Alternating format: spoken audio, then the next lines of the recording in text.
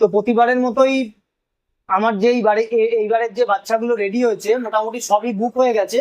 তো একটা বাচ্চা বুক করেছিল আমার এই সোনারপুরে অম্লানদা। তো অম্লানদার কে বলেছিলাম যে দাদা 10 তারিখের পরে এসো, কিন্তু অম্লানদার নিজে বিভিন্ন কাজের তো ব্যস্ত থাকে বলে দাদা আজকেই চলে এসছে। তো বাচ্চা অলমোস্ট সব রেডি, শুধু আমার কাজ ছিল ভ্যাকসিনটা করা। তো আমি ভ্যাকসিনটা আমি নিজেও 3 দিন 4 দিন বাড়িতে ছিলাম না, ভ্যাকসিনটা করতে পারিনি। তো আজকে বাড়িতে এসছি, এই জাস্ট খালি আমি ঢুকছি, আমার জন্য অম্লানদা বসে আছে। তো আমি এখন ভ্যাকসিনটা করে দেবো, দাদার সামনেই ভ্যাকসিনটা করব। আর আমি বলেইছি যে আমার কাছে ভ্যাকসিন কিন্তু দাদা তোমার বাচ্চা, এটা হচ্ছে দাদা বুক করেছে কালচারের একটা মেল বাচ্চা, একদম ছোট থেকে। দাদা যখন বাচ্চা হয়েছে তখন থেকেই বাড়িতে এসে দেখে টেকে দাদা বুক করে দিয়ে গেছে। তারপরে যা যা যেভাবে রেডি হয়েছে দাদাকে আপডেট দিয়েছি। এবার দাদা বলবে দাদার কেমন লেগেছে। দাদা তুমি তোমার যেটা ভালো লেগেছে, খারাপ ভালো মন্দ, যারা পমেরিয়ান নেয় বা নিয়ে আগামীকাল যেন না ঠকে, তার জন্য তুমি যেটা ভালো বুঝেছো সেটা বলে দাও। ফার্স্ট অফ অল বলবো, আমি প্রচুর আর কি ভিডিও দেখেছি ইউটিউবে। ভিডিও দেখে আর কি আমার যেটা আর কি মনে হলো যে ভালো কুকুর নিতে গেলে অবভিয়াসলি একটু কোয়ালিটির দিকে আপনারা যান। ঠিক আছে, আপনারা হয়তো বিভিন্ন জায়গা থেকে বিভিন্ন রেটে আর কি কুকুর পেয়ে যাবেন। 5 থেকে শুরু করে আপ টু 10,000 এই যে এরকম ভাবে ওরা বিক্রি করছে। কিন্তু আমার মনে হয় একটু আপনারা মার্কেট ভেরিফাই করুন। ঠিক আছে, ভেরিফাই করলে আপনারা অনেক কিছু জানতে পারবেন। দেখুন আগে এখন আর কি ইউটিউবে সমস্ত কিছু আর কি যারা প্রফেশনাল, যারা আর কি ব্রিডিং যারা করাচ্ছেন বা যারা এই প্রফেশনে আছেন, তারা ডিটেলসে সব কিছু বলে দেয়। সেগুলো জানুন, সেগুলো সম্বন্ধে আপনাদের মধ্যে যা কোয়ারিজ থাকবে, যা কনফিউশন থাকবে, সমস্ত কিছু ক্লিয়ার হয়ে যাবে। আশা করি আপনাদের দ্বিতীয়বার আর ঠকার কোনো জায়গাটাই আসবে না। আর অসীমদার সঙ্গে আমার আলাপটা হয়েছে আর কি একটা ব্লগের মাধ্যমে। আমি অসীমদার সঙ্গে কথাও বলেছি, ব্লগার যে ব্লগিং চ্যানেলটা আছে, সেই ভিডিও দেখে আমি আর কি দাদার সঙ্গে আর কি কন্ট্যাক্ট করি। দাদার বাড়িতেও আসি, তখন বাচ্চাগুলো খুবই ছোট ছিল। তো দাদা আমাকে একটাই কথা বলেছিল যে অম্লান তুমি চোখ বন্ধ করে ভরসা করতে পারো। ব্যাস, আমি একবারই দেখেছি, তারপরে এসে আমি এখানে আমি আর কি পাপ্পি বুক করে যাই। তারপরে আজকে আর কি ডেলিভারি নিতে এসছি। তো দাদা ডেলিভারি নিতে এসছে, তো ভ্যাকসিনটাও দাদার সামনেই করিয়ে দেবো। আর আমি বলেছি যে ভ্যাকসিন যে আছে এরকম কোনো ব্যাপার নয়, আমার কাছে প্যাকেট ভর্তি ভ্যাকসিন এসছে। ঠিক আছে, আমি ভ্যাকসিন একদম কাটছি, এই যে ভ্যাকসিন আমি কাটছি, একদম সিল প্যাক দাদার সামনেই খুললাম। অনেকে ধারণা করতে পারে যে আমি কি দিই কি না দিই। ভ্যাকসিন আমি ছিলাম না, এই বাড়িতে বলে গেছিলাম, ওরা ভ্যাকসিন পাঠিয়ে দিয়েছে। ঠিক আছে, এই হচ্ছে আমার ভ্যাকসিন এসছে, পুরো সিল প্যাক। এখন জাস্ট খুলে দাদাকে দিয়ে উদ্বোধন করবো। ঠিক আছে, প্রত্যেকটা বাচ্চাকেই প্রতিবারই এইভাবে ভ্যাকসিন করেই পাঠাই, তাতে বাচ্চা যা বিক্রি হোক আর চাই নাই হোক, ভ্যাকসিন কিন্তু আমি প্রত্যেকটা বাচ্চাকে করে দেবো। ঠিক আছে, এটা ওদের সেফটির জন্য। এমন নয় যে দাদা মুখের ওপর বলে দেবো ভ্যাকসিন করা আছে, সেটা একদমই নয়। আপনি আমার কথা তো বিশ্বাস করবেন না, নিজের চোখে দেখবেন, দেখে তারপরে বিশ্বাস করবেন। তো আমি ভ্যাকসিনটা দাদার সামনেই করে দিচ্ছি। আচ্ছা, ভ্যাকসিনটা যখন করবো, আমি আগেই বলেছি আমি কিন্তু ইনসুলিনের সিরিঞ্জ ইউজ করি। আমার কাছে 2 ml এর সিরিঞ্জও আছে, কিন্তু এত ছোট বাচ্চার গায়ে কিচ্ছু নেই। ঠিক আছে, কোথায় যদি লেগে যায় তাহলে কিন্তু ভেতরে যে যদি ইনজুরি হয়ে যায় তাহলে কিন্তু ওর সমস্যাটা আমি এখন কিছু বুঝতে পারবো না। সেই জন্য আমি এই ছুঁচ ইউজ করি, এতে লাগার কোনো ভয় নেই, খুব সেফ। তো দাদার সামনেই দাদা ভ্যাকসিন করে দিচ্ছি। আর এর যা যা ভ্যাকসিনের কার্ড আমি পুরো আপডেট দাদার কাছে আমি পাঠিয়ে দেবো, দাদা নিয়ে যাবে। তারপরে যেভাবে ভ্যাকসিন গুলো করবে দাদা আমার সঙ্গে যোগাযোগ রাখবে, আমি আস্তে আস্তে দাদাকে পুরো গাইড করে দেবো। সেটা তো আমার সঙ্গে যেটা দাদা বলেইছি, যা যা অসুবিধা হবে ফোন করতে, কোনো অসুবিধা নেই, আমি তোমাকে সব রকম ভাবে গাইড করে দেবো। ভ্যাকসিনটা করি।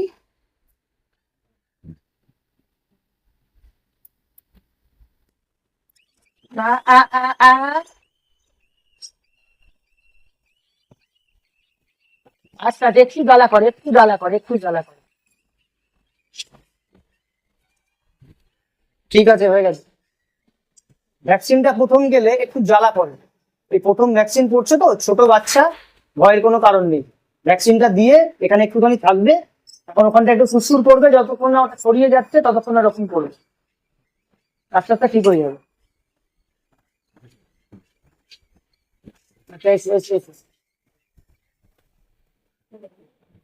তো প্রত্যেককেই আমি বলেছি যে কুকুর কেনার আগে বাড়িতে আসুন, ঠিক আছে? কুকুর কিনতে হবে এরকম কোনো ব্যাপার নয়। দাদাকেও আমি তাই বলেছিলাম, দাদা বলেছিল যে আমার বাচ্চা নিতে প্রায় অক্টোবর নভেম্বর এরকম টাইপের হয়ে যাবে দাদার কিছু প্রবলেমের জন্য, কিন্তু দাদা এসে পছন্দ হয়ে গেছে। দাদা দেরি করেনি, বুক করেছে। কিন্তু দাদাই এবারে বলবে যে আর যারা কুকুর নিতে চায়, হ্যাঁ, যারা প্ল্যানিং করছি, দাদাই বলে দিক যে দাদা তোমার মানে তাদের উদ্দেশ্য তুমি বলো তাদের কি উচিত করা। আমি একটা কথাই বলবো, যারা পাখি নেওয়ার জন্য প্ল্যানিং করেছেন তাদের ফার্স্ট অফ অল একটা জিনিস আমি যেটা বলবো যে আপনারা আগে যে পাপি নিন, মানে যে ব্রিডের আপনারা পাপি নিতে চাইছেন তাদের বাবা মাকে আগে দেখুন। নিতে হবে এমন কোনো কথা নেই, কারণ বাবা মায়ের দুধ খাচ্ছে আমার দুধ খাচ্ছে, আপনারা সেটা দেখুন। দেখে আপনাদের যদি পছন্দ হয় যে না আপনারা নেবেন, যদি বলে যে না আমাদের পছন্দ হবে না আপনারা নেবেন না। আর আমি অসীমদার বাড়িতে আমি ওই এসছিলাম, আমি দিলসে ব্লগার আর কি চ্যানেলে পায়েলের ভিডিও দেখে আমি অসীমদার সঙ্গে আর কি যোগাযোগ করি, অসীমদার বাড়িতে আসি, এসে বাচ্চাগুলোকে দেখে। আর সবথেকে বড় কথা যে অসীমদা মানে এই ব্রিডটাকে বা এতগুলো কুকুর মানে এত ওয়েল ভাবে মেনটেন করে চলেছে, বা আপনার বলবো হয়তো মানে বললে বিশ্বাস করবেন না, মানে আমি যে এই নয় যে আমি আজকে ফার্স্ট টাইম আসছি, আমি এর আগে 4-5 বার এসেছি। একবারের কোনো মানে একটা যে কুকুরদের যে একটা যে স্মেল থাকে সেই স্মেল আমি এখনো পর্যন্ত পাইনি, মানে এত সুন্দরভাবে ওয়েল মেনটেন্ড। আর সব থেকে আমার অসীমদার কাছে আরেকটা জিনিস খুব ভালো লেগেছে যে অসীমদা যা বলে একদম স্ট্রেট কাট কথাবার্তা বলে। মানে অনেক অনেক মানে মানে যারা কুকুর যারা বিক্রি করে বা যারা পাখি বিক্রি করে তারা অনেক কিছু আর কি হাইড করে যায়, যারা নতুন যারা আর কি পেট পুষবে বা রাখবে বলে চিন্তা ভাবনা করছে। অসীমদার সঙ্গে কথা বলে আমার খুব ভালো লেগেছে। একদম ফার্স্ট অফ অল উনি আমাকে সবকিছু ক্লিয়ার আপ করে দিয়েছেন, দেখো এইভাবে এদেরকে মেনটেন করতে হবে, যদি তুমি মেনটেন করতে পারো তাহলে তুমি নাও, আদারওয়াইজ নিও না। তো তারপরে আমি অনেক কিছু ডিসিশন নিলাম যে না ঠিক আছে, আমার বিশেষ করে এই কালচার এই গ্রুপটা আমার জন্য আর কি সুইটেবল। তো আমি অসীমদাকে বললাম যে অসীমদা ঠিক আছে আমি একটা পাপি নেবো। তো অসীমদাকে আমি আর কি বুক করি, তো আজকে আর কি ডেলিভারিটা নিতে এসেছি। বাচ্চাগুলো খেতে শিখে গেছে আজকে অনেকদিন আগে, কিন্তু আমি দিইনি। কেন? এই কারণে দিইনি, আমি তো দিয়ে দিয়ে বেঁচে গেলাম। কিন্তু যদি নিয়ে যাওয়ার পরে দাদা মানে প্রবলেমে পড়ে, আমি প্রত্যেককেই বলেছি কিছু হলে তার দায়িত্ব আমি নেবো। কিন্তু এমন নয় যে আমি তাকে 20 দিন 25 দিনে কোনো রকমের বাচ্চাটা বড় হলো মিথ্যা কথা বলে বেঁচে দিলাম, তারপরে সে বাচ্চাটা নিয়ে যাওয়ার পর তার প্রবলেমে পড়লো। এই যে দাদার সামনে আমি ভ্যাকসিনটা করে দিলাম, এরকম যত বাচ্চা আছে সব এইরকম প্রত্যেকটা বাচ্চাকে ভ্যাকসিন করবো। ভ্যাকসিন করে যে কজন বুক করেছে সবার কাছে মানে ইন্ডিভিজুয়ালি এক এক করে প্রত্যেকের কাছে ভিডিও যাবে যে আপনারা দেখে নিন আপনাদের যে বাচ্চা বুক করেছে সবাইকে এই বাচ্চা আমি ভ্যাকসিন করে দিলাম। আর আমি বারবারই বলেছি আমার কাছে কুকুর নিতে হবে না, কুকুর অ্যাটলিস্ট বাচ্চাগুলোকে দেখে যান, বাড়িতে এসে দেখে যান আমি কিরকম কোয়ালিটি মেনটেন করি। আমি এটা করে খাই না, আমি অন্যান্য কাজ বাজ করি, এটা আমার প্যাশন, ঠিক আছে? তো আপনারা বাড়িতে আসুন। আর আমি আরেকটা কথা বলি, আমার না কথাগুলো খুব তেতো, আমি না খুব পরিষ্কার করে কথা বলি যাতে অনেকের খারাপ লাগে আমি জানি।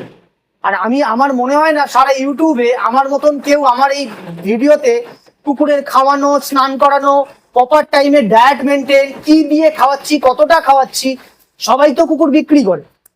আমার চ্যানেলটা একবার ভিজিট করে আসবেন। আর আপনাদের যা যা সমস্যা কমেন্ট বক্সে লিখে পাঠান, দাদা আমাকে এই টপিকটার একটা ভিডিও। আমি একটা কথা বলতে চাই, শুধু এই নয়, আমি যবে আর কি দাদার কাছে আর কি পাপি বুক করি মানে ডেলিভারি হওয়ার আগে পর্যন্ত আমি যতবারই অসীমদাকে ফোন করেছি, অসীমদা কিন্তু আমার ফোনে কিন্তু রেসপন্স করেছে যে দাদা আমি কিভাবে এদেরকে টেক কেয়ার করবো, আমাকে মানে আইডিয়াস গুলো তুমি দাও, বেসিক কিছু যেগুলো করার আছে। অসীমদা শুধু আমাকে মানে একদম মানে বুকিং করার আগে থেকে যতটা উনি সম্ভব ওনার দিক থেকে উনি আমাকে কিন্তু হেল্প করেছেন, এইটুকুনি আমি একদম মানে নিঃসন্দেহে বলতে পারি। বলি যে দেখো আমি যতটা জানি আমি আমার 100-200% দিয়ে আমি মানুষকে হেল্প করি।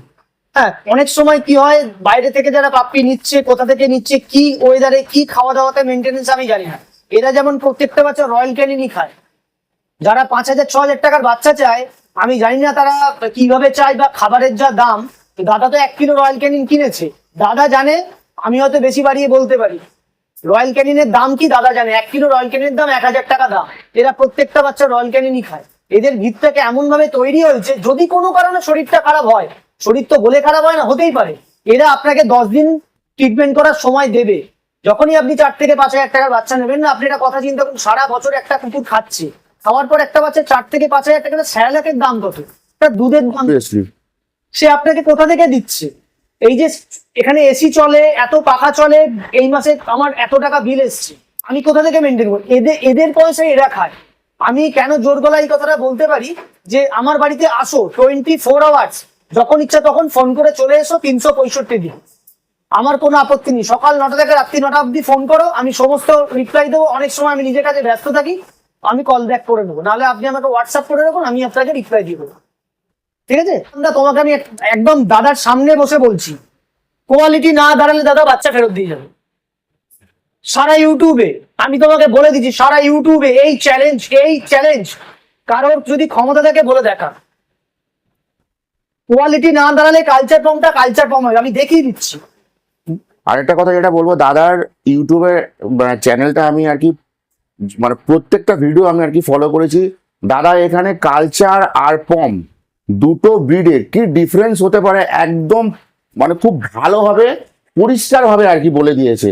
তাছাড়াও যদি আপনাদের যদি আরো কিছু কোয়ারিজ থাকে, আপনারা দাদার বাড়িতে আসুন। দাদা তার নিজের মতো করে আপনাদেরকে যতটা হেল্প করার উনি কিন্তু করবেন, এটুকু আমি গ্যারান্টি দিয়ে বলতে পারি। তো আমি দেখাই দাদার হাতে, কিন্তু আমি যদি বলি মানে অনেকে বিশ্বাস করবে না। এইটা হচ্ছে একটা টয় পমের বাচ্চা, এটা হচ্ছে কালচার পমের বাচ্চা। ঠিক আছে?